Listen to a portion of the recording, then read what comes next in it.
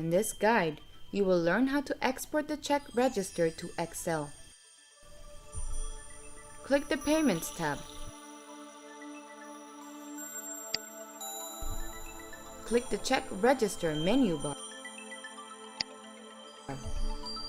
Using the Export to Excel button, you can export the current checklist to an Excel file. Click the Form Date graphic. Click the 1 cell. Click the To Date graphic.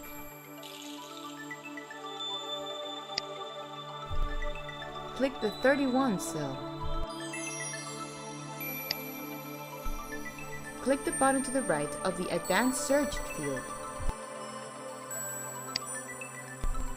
Click the button to the right of the Payee field. Click the List item. Click the Search button.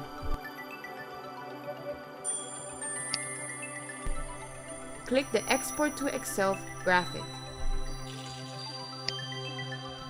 Click the OK button. The exported file opens in Excel. Congratulations!